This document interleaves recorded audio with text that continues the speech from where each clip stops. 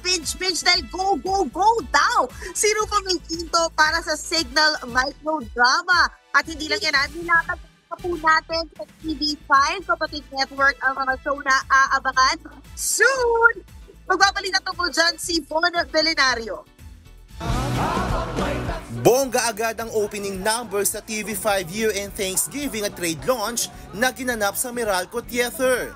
Pinasilip agad ng OG and biggest OPM countdown na Vibe. Hindi nagpahuli ang mga tagapagbalita. Para sa News 5, kumanta pa sina Ted Filon at Lloyd De Vera. Song ni Ted at Lloyd.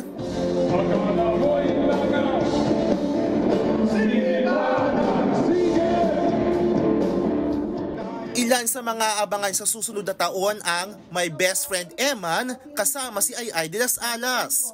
First time kong maging madre. Kahit nung araw, pangarap kong maging madre, pero hindi naman talaga bagay sa akin. So, eto, happy ako kasi parang natupad yung dati kong pangarap. Mapapanood din si Shaina Magdayaw sa TV5. First time din akong napahiram, and so I am really very excited. Of course, I am grateful to ABS-CBN for allowing me, no? Pero maraming salamat because TV5 has always been our partner. Abangan din ng Totoy Bato, bagong kabanata ni Carlo J. Caparas with Kiko Estrada kasama ang new cast tulad ni Claudine Barreto, Yula Valdez, Jano Gibbs at syempre naroon pa rin si Diego Loizaga. The Kingdom mula sa MMFF movie with the same title nila Christine Reyes, Raisa Senon, Sue Ramirez, Derek Ramsey at Piolo Pascual. And The Secret in Prague, ang teleserye nila Enrique Hill at Andrea Brillantes. They will see a lot of romance. Yes. There will be action. Yes. Sure ako mapapatawa kayo, mapapaiyak kayo. And ayun, secret na lahat. It's been so long. I've been out of TV for a couple of years, so I think it's a perfect time to come back. And what a way to come back with Andrea. So thank you so much. Nariyan din ang Project Loki from Viva na mystery drama with Dylan Minor, Jada Avanzado at Marco Gallio. Pati na ang The Good Doctor, ang local adaptation from Korean drama of the same title. Pagbibidahan niya ni Inigo Pascual. And Magic Boys na masaya at magical adventure ng magbabarkada, pati na ang talent search na Isayaw Mo at Artista Academy. Pangako ng TV5 for next year. Definitely more and more new shows, mga teleserye, more and more reality shows. And I think you're going to see may mga big stars din tayo. Surprise na lang for next year.